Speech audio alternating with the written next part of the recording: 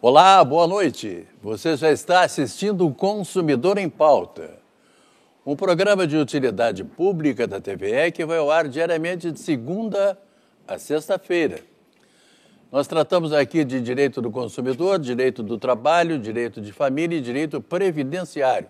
São esses os assuntos que vocês podem perguntar. Qualquer dúvida que vocês tenham a respeito de um desses assuntos, é só mandar, é só ligar para 32 30 15 30, que é o nosso telefone, ou então mandar um e-mail para consumidorempauta@tve.com.br. Nós começamos logo depois do radar, 18h30, 18h30 e pouco, a gente entra no ar aqui, logo depois da boa música do radar. Hoje nós tivemos aqui o Pedro Borghetti, né? E mais acompanhado do Neuro Júnior, que é esse violão sensacional, e o Pedro Borghetti, que eu não preciso dizer, é filho do Borghetinho, não, uma pessoa por demais conhecida da música do Rio Grande do Sul e do Brasil, eu diria até que do mundo inteiro. Então, um grande abraço, nós sempre temos boa música aqui no radar, e hoje tivemos essa dupla aí sensacional. Vamos então, e depois a gente termina o programa por volta de 7 horas da noite, mais ou menos. Então é o tempo que a gente fica aqui conversando com vocês sobre todos esses assuntos. Hoje nós vamos tratar de direito do trabalho, mas antes eu quero oferecer esse programa aos telespectadores do Consumidor em Pauta. Eu trabalho na Rua da Praia, como eu já disse várias vezes aqui, almoço ali, saio para caminhar e hoje fui surpreendido pelo grande número de pessoas que me encontrou e pediu para que eu mandasse um abraço para todos os telespectadores do Consumidor em Pauta aqui de Porto Alegre. Tá bom? Então, muito obrigado para vocês. Fiquem sempre assistindo o nosso programa, que sempre tem novidades, tem coisas boas aqui. Como hoje, por exemplo, nós vamos conversar com o Dr. Marcelo Armigliato de Jesus. Boa noite, doutor Marcelo. Boa noite, Machado. Boa noite à nossa seleta audiência, os telespectadores. E dizer, Machado, que eu ainda não tive esse privilégio de ser reconhecido na rua, né? Ah, bom. Viu só? Isso aí são, como se diz em São Gabriel, os anos e anos, né, de cara na TV, então a gente acaba aparecendo. E também está conosco hoje, com muito prazer, diga-se de passagem, o Dr. Márcio Lima do Amaral, juiz do trabalho, secretário-geral da Amatra. Boa noite, doutor Márcio. Tudo bem com o senhor? Boa noite, Machado. Boa noite, Marcelo. Boa noite. É um prazer estar aqui. Espero ajudar nas dúvidas do telespectador. Vai ajudar bastante, tenho certeza absoluta. Ainda mais que o doutor Márcio já esteve aqui, já sabe perfeitamente que as perguntas quem seleciona é o doutor Marcelo, e ele deixa as mais difíceis para ele, as mais fáceis para o juiz sempre, porque é aquela tradição, né? Para não deixar o juiz muito complicado. Não, é uma brincadeira minha aqui. Doutor Márcio, o senhor é secretário-geral da Amatra. A Amatra é a Associação dos Magistrados do Trabalho, né? E essa semana nós tivemos um evento sobre crianças, é isso? E eu gostaria que o senhor falasse sobre isso. Na verdade, nós temos amanhã, dia 12 de junho, o Dia Mundial de Combate ao Trabalho Infantil. Além de ser o Dia dos Namorados. Além de ser o Dia dos Namorados. Tá certo. Então nós temos esse Dia Mundial que visa tratar de ações e lembrar realmente essa questão do trabalho infantil. Eu trouxe alguns dados aqui, Machado, para a gente poder ver como é importante essa situação, que no último censo do IBGE de 2016 foram apuradas 2,4 milhões de crianças e adolescentes trabalhando de 5 a 17 anos. 2,4 milhões... Isso é proibido pela lei. Cerca de 6% da população. Isso Na verdade, é a lei ela permite o trabalho a partir dos 14 anos. Sim. E em situação de aprendizagem. Agora, fora da situação de aprendizagem, dos 14 aos 16, o trabalho é totalmente proibido. E nós temos, então, esses dados levantados desde os 5 anos de idade, com um número muito grande de acidentes do trabalho, né? O que faz com que, efetivamente, toda a sociedade brasileira tenha que se envolver nessa luta, né? Nesse combate. É quase que uma obrigação da sociedade. Exatamente, porque não é só uma questão de propiciar à criança um desenvolvimento integral, mas também é uma questão social, uma questão de saúde pública, e nós precisamos ter essa preocupação. Como você falou, eu sou secretário-geral da AMATRA, aqui a Associação dos Magistrados do Trabalho do Rio Grande do Sul, e a AMATRA também se envolve nesta campanha e sempre luta nessas campanhas sociais que envolvem a questão do trabalho. Que bom, tomara que isso aí não é só a AMATRA que tem que se envolver. Todos nós devemos participar dessas campanhas para impedir que a gente acabe vendo, como a gente vê seguido na internet, crianças, né? Principalmente lá no Norte, no Nordeste, crianças trabalhando. Puxa vida. Que bom, parabéns para a AMATRA, então, parabéns pelo trabalho que vocês desenvolvem aqui. E que bom que amanhã é um dia, pelo menos, para a gente refletir sobre o trabalho infantil. Doutor Marcelo, vamos lá para as perguntas do dia. Então, o senhor está muito quietinho aí no seu canto aí, não fala mais nem em confraria, não fala mais nada. Mas então, falando em confraria, eu só queria lembrar que o doutor Marcelo Mirambogo, o doutor Márcio, olha, além de ser um excelente assador, é especialista em assar pão de alho. Então... Tá bem. Tá bonitinho. Vamos lá, então. Doutor Marcelo, o Pedro mora aqui em Porto Alegre. Ele gostaria de saber o que significa remetidos os autos para órgão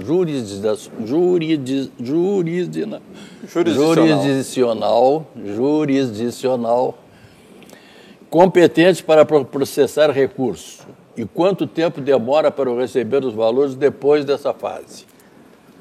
Olha, Pedro. Fase jurisdicional. Poxa, olha, quem nasceu em São Gabriel é complicado. Objetivamente, significa que alguém no teu processo recorreu, ou o teu advogado, ou o advogado da outra parte ingressou com um recurso, e esse recurso, aparentemente, ainda não foi julgado pela superior instância, certo? Não dá para saber exatamente se o teu processo está na fase inicial ou na fase final, porque nós temos recursos tanto naquela primeira fase do processo, que é a fase de conhecimento, onde o trabalhador reúne provas e busca comprovar para o juiz da causa que possui direito, né? Vamos supor, eu tenho direito a 2 horas extras, com provas, testemunhas, eu convenço o juiz e ao final eu tenho uma sentença. Na segunda fase do processo, aí nós temos que transformar aqueles direitos que o trabalhador obteve em números, em valores, né? Saber quanto será a condenação correspondente a essas 2 horas extras. E na terceira fase do processo seria a fase de execução, mas nessa fase nós também temos discussão a respeito, por exemplo, de índice de correção, nós temos um recurso chamado agravo de petição.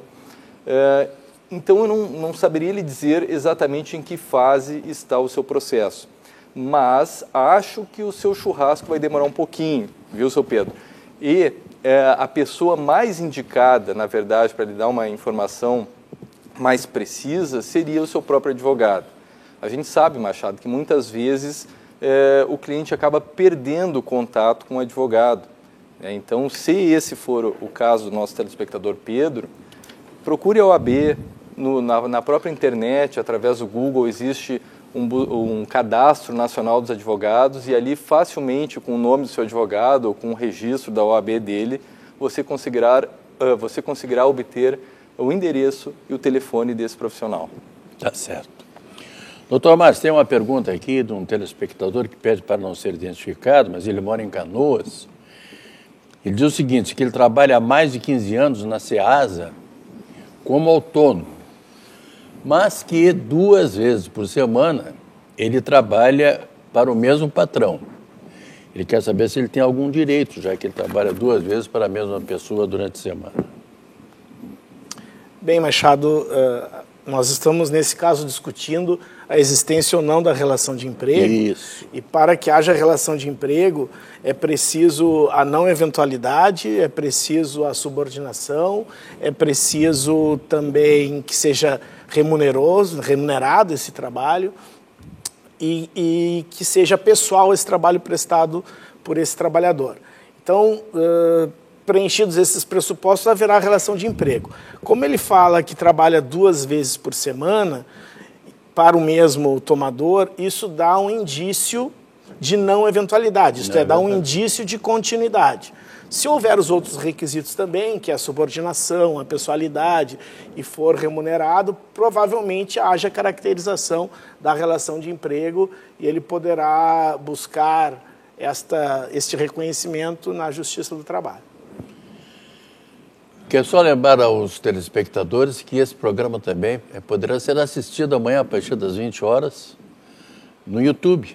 Basta que você coloque lá Consumidor em Pauta, a data do programa, que é a data de hoje, né? Dia 11/6/2019, e que você vai ter acesso ao programa depois das 20, porque eu saio daqui e levo o programa para casa, que é só meu também. Não, estou brincando com vocês. Doutor Marcelo, o Milton mora na Barra do Ribeiro. Ele disse que teve uma audiência trabalhista e no dia da audiência o reclamante não apareceu. O juiz pediu o arquivamento da ação. Quanto tempo o reclamante tem para pedir a reabertura do processo?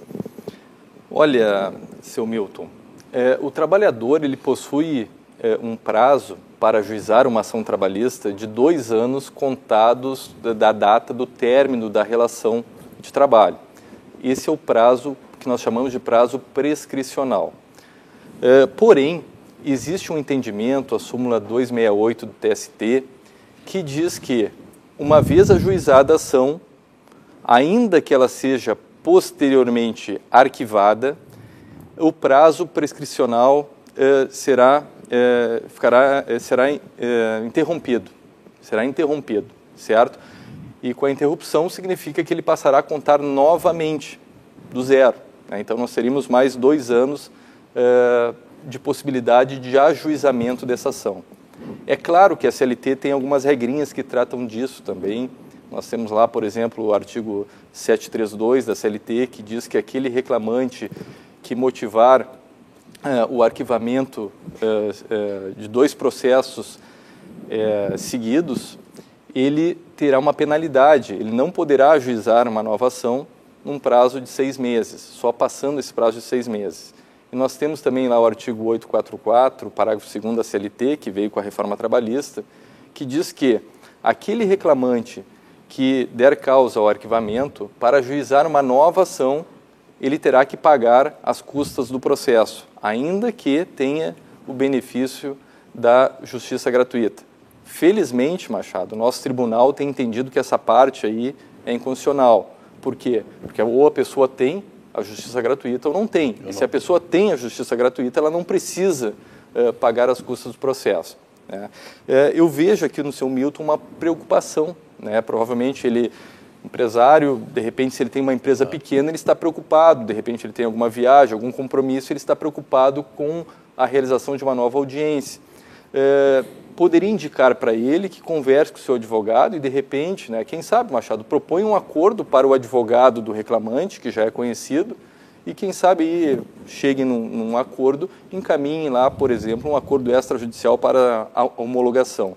É uma modalidade que veio com a reforma trabalhista, uma possibilidade trazida pela reforma trabalhista, que talvez retire essa preocupação aí do nosso telespectador Milton.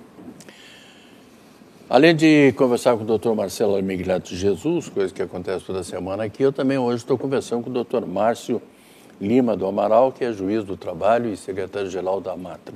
O senhor tinha mais alguma coisa, mais algum dado ainda sobre o trabalho infantil? Era aquilo que o senhor gostaria de falar? Tá bem. Foi esclarecido. Então, vou lhe fazer uma pergunta aqui, doutor Márcio. Posso te interromper? Não, claro. Com relação à pergunta anterior, como eu comentei que os 2 dias por semana dão um indício de continuidade, é bom que o telespectador entenda que é neste caso de um trabalhador que trabalha em atividade econômica, né? Porque no caso do trabalho em atividade doméstica, nós temos uma lei que trata diferentemente essa situação. E aí, para se caracterizar o vínculo de emprego na atividade doméstica, nós precisamos de ter um trabalho 3 dias por semana. Mas nas outras atividades que não são domésticas, esses 3 dias não se exigem. Pode ser que esse telespectador aqui de Canoas tenha esse direito, então vai conversar com o advogado para saber. Né? Desculpe a interrupção. Não, fez muito bem, porque aqui o programa é aberto para que a gente explique. Não adianta o telespectador, daqui a pouco, olha, não entendi direito, né? Então, o doutor Márcio não explicou direito. Agora está absolutamente bem explicado, como sempre. Doutor Márcio, a dona Eugênia mora na cidade de Cachoeirinha. Ela disse que trabalhou durante 1 mês no supermercado e pediu demissão. Ela gostaria de saber quais são os direitos que ela tem e se leva muito tempo para ela receber os direitos que ela tem. Bom, dona Eugênia, a senhora pediu demissão tendo trabalhado 1 mês na empresa, então os direitos que a senhora tem, em primeiro lugar, o mais importante é o direito do salário desse tempo que a senhora trabalhou. Então, o salário dos dias trabalhados é um direito que a senhora tem, mais uma parte de 13º e uma parte de férias indenizadas. Essa parte corresponde à fração de 1/12, né? 1 mês em 12 no ano. Então, 1/12 de férias e 13º. Acontece que a CLT, ela impõe que o empregado, ele comunique ao patrão, ao empregador, essa sua intenção de pedir demissão. Se não houve essa comunicação do empregado para o empregador que pretende ou que tem a vontade de pedir demissão, o empregador pode descontar 1 mês de salário, porque essa comunicação deve ser feita com uma antecedência de 1 mês. A gente teria que analisar também o tipo de contrato de trabalho que ela tem, porque se foi um contrato por prazo determinado, que provavelmente seja um contrato de experiência, por exemplo, nós temos que ver algumas cláusulas que estão nesse contrato de experiência para saber se este direito do empregador de descontar 1 mês de salário vai acontecer ou não vai acontecer no caso da dona Eugênia. Então, em princípio, ela tem esses direitos e a possibilidade do empregador descontar.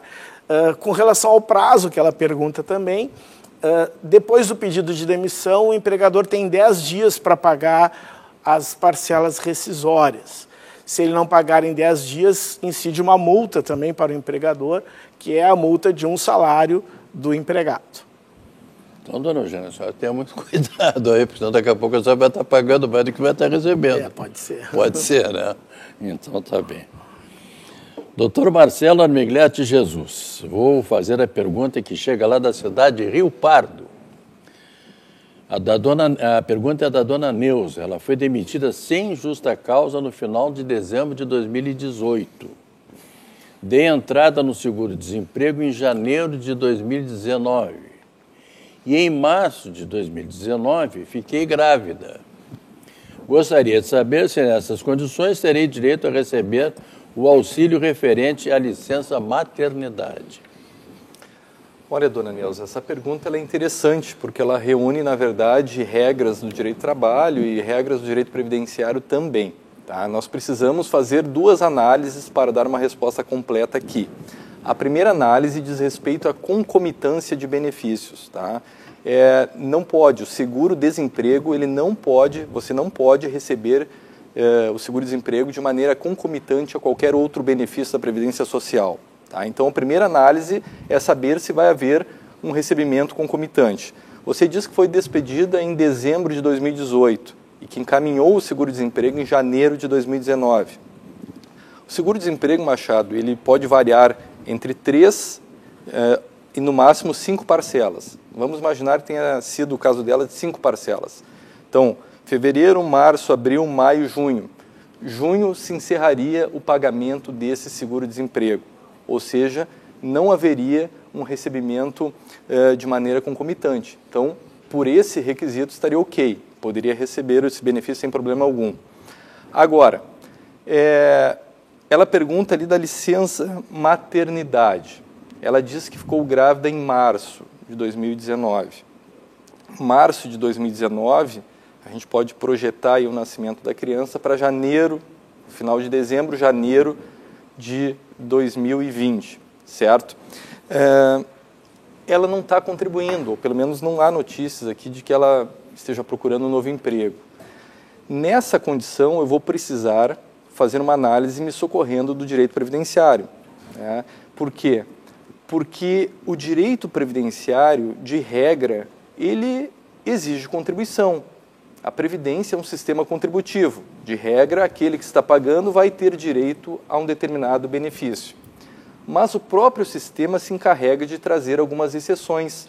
Está lá no artigo 15 da Lei 8.213. É aquilo que nós chamamos de um período de graça.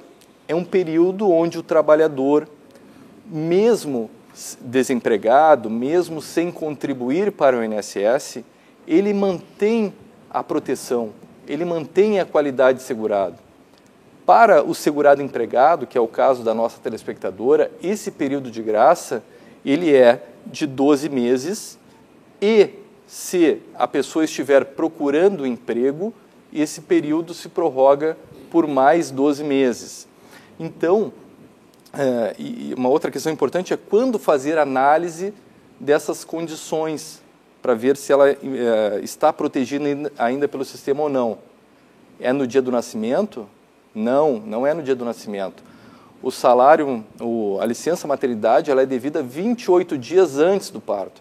E é então 28 dias antes do parto que o INSS vai fazer análise para verificar se aqueles requisitos estão presentes. Na situação da dona Neuza, eu não tenho dúvida alguma que ela terá, sim, direito a essa licença maternidade, Machado. Perfeito.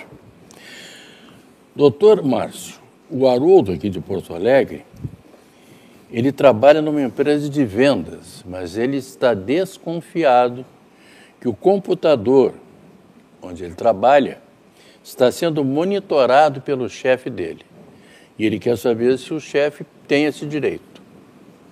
Uma pergunta bem interessante, né, Machado? Uma pergunta bem interessante, porque, na verdade, o contrato de trabalho ele pressupõe confiança de ambas as partes. Então, é um contrato onde a confiança está estabelecida e pode causar alguma estranheza esse monitoramento por parte do empregador. O que nós temos, na verdade, aqui é a incidência de dois direitos muito importantes de cunho constitucional que devem ser sopesados no caso concreto, né, devem ser avaliados no caso concreto, um direito do empregador, outro direito do empregado. O empregador, sim, ele tem o direito de fazer algum monitoramento com relação ao uso das ferramentas de trabalho. Então, certo. Se o empregador concede ferramentas de trabalho, concede computador, notebook ou softwares, ele pode fazer algum monitoramento dessas ferramentas de trabalho para que elas sejam utilizadas licitamente e dentro dos objetivos do trabalho. Até porque esse empregador poderá ser responsabilizado perante terceiros por atos dos seus prepostos, por atos dos seus empregados. Então, nós temos o direito do empregador, o direito de propriedade, o direito do sigilo empresarial, que são direitos assegurados ao empregador, mas, por outro lado, nós temos o direito do trabalhador de privacidade, o direito de dignidade da pessoa humana, todos de cunho constitucional e que, portanto, deverão ser ponderados no caso concreto. Não poderá haver abuso por parte do empregador com relação a esse monitoramento. Por exemplo, o e-mail funcional da empresa, que é um e-mail fornecido, então, para uso do trabalho. A jurisprudência tem entendido que é possível o monitoramento por parte do empregador. Já o e-mail particular do empregado, que é utilizado, não vai poder ser feito esse monitoramento por parte do empregador. A jurisprudência também tem dito, é um ponto importante, que para haver esse monitoramento, isso deve estar claro, né? Isso deve estar às claras. Isto é, os trabalhadores devem ser previamente e expressamente avisados que o monitoramento está acontecendo. E, como eu falei, se houver algum abuso por parte do empregador, então o empregado pode buscar os seus direitos nesse sentido. Não pode, por exemplo, o dono da empresa de noite, depois que os empregados vão embora, ele vai lá e abre o computador de cada um para dar uma olhada, se está tudo em ordem ou não. Aí não pode. Se for caracterizado esse abuso, não pode efetivamente. Sim, o cara vai lá dar uma olhadinha, ver se a pessoa não está usando para nesse site pornográfico, coisa parecida aí, né? Exatamente. Isso acontece muito, né, doutor? Acontece. Ah, tá bom, então não estou muito por fora. Não. Doutor Marcelo, então, com aquela rapidez que o guerreiro tem, tá? Trabalho, Felipe de Alvorada, trabalho como auxiliar de pedreiro numa empresa e agora quero sair e me disseram que se eu pedir demissão, tenho que desembolsar 40% do meu salário. E o Felipe quer saber se isso é verdade. Não, Felipe, isso não é verdade. Você não tem que desembolsar 40% do seu salário de maneira alguma. Se você se demitir, fizer um pedido de demissão, você terá direito ao saldo de salário, terá direito a férias eventualmente vencidas, férias proporcionais, 13º salário, tá? E não terá direito à multa de 40% do fundo de garantia. Talvez uma saída aqui para o Felipe seja tentar negociar com o seu empregador a rescisão consensual, que é aquela prevista na reforma trabalhista, que daria a possibilidade a ele de movimentar 80% do fundo de garantia, de também receber metade do aviso prévio proporcional e metade da multa de 40% do fundo. Doutor Márcio, quero saber então se na próxima reunião da confraria nós teremos garantido aquele pãozinho com alho lá. Bem torradinho. Vou me esforçar ao máximo para que ele não torre. Isso aí já é uma coisa maravilhosa, já é uma promessa daquelas melhores que a gente poderia ter. Doutor Marcelo Armigliato de Jesus, muito obrigado pela sua presença aqui mais uma vez. Eu que agradeço. Obrigado, Machado. Doutor Márcio Lima do Amaral, juiz do trabalho e vice-secretário-geral da Matra, muito obrigado e sucesso amanhã no desenvolvimento desse trabalho tão lindo que vocês estão fazendo aí em proteção aos menores. Obrigado, Machado. Muito importante esse espaço que tu abres para nós. Lembrando a vocês que esse programa hoje foi oferecido aos nossos telespectadores aqui de Porto Alegre, que são em grande número. E que amanhã às 18h30 eu estarei de volta aqui para falar sobre direito do consumidor. E comigo estará o professor Cláudio Bonato. A todos vocês, muito obrigado, muito boa noite. E até lá.